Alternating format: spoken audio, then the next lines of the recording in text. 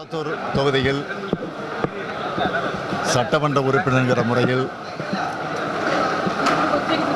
பகுதியில் இருக்கக்கூடிய மக்களுடைய குறைகளை நேரடியாக கேட்க வேண்டும் என்ற நிலையில் பேசலாம் வாங்க என்ற தலைப்பில் ஒரு நிகழ்ச்சியை இன்று தொடங்கியிருக்கிறோம்.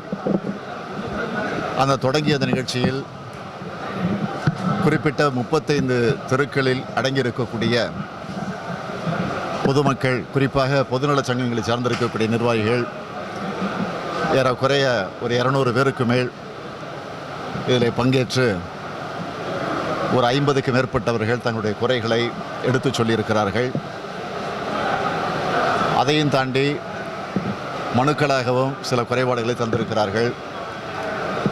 அப்படி சொல்லப்பட்டிருக்கக்கூடிய தரப்பட்டிருக்கக்கூடிய அவருடைய கோரிக்கைகளில் பிரதானமாக இருப்பது குடிநீர் பிரச்சனை பிரதானமாக இருக்கிறது. ஆக இந்த குடிநீர் பிரச்சனையை பொறுத்த வரைக்கும் குளத்தூர் தொகுதியில் மட்டுமல்ல, சென்னை மாநகரத்தில் மட்டுமல்ல, ஒட்டுமொத்த தமிழ்நாட்டில் இன்றைக்கு குடிநீர் பஞ்சம் தலைவிரித்து ஆடிக்கொண்டிருக்கிறது. எனவே இதை உடனடியாக அரசாங்கமும்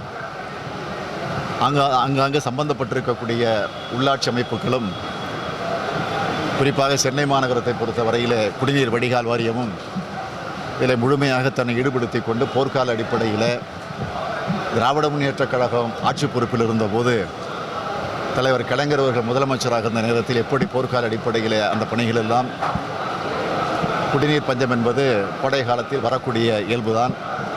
ஆனால் போர்க்கால அடிப்படையில் நடவடிக்கை எடுக்க வேண்டிய பொறுப்பு, மிகப்பெரிய பொறுப்பு அரசாங்கத்திற்கு உண்டு. அதை இன்றைக்கு ஆளுகிற அரசாங்கம் செய்திட வேண்டும். இல்லை என்று சொன்னால் மிகப்பெரிய போராட்டம் தமிழ்நாடு முழுவதும் வெடிக்கும் என்பதை நான் மிகுந்த வேதனையோடு, வருத்தத்தோடு, அதே நேரத்தில் உறுதியோடு தெரிவித்துக் கொள்கிறேன்.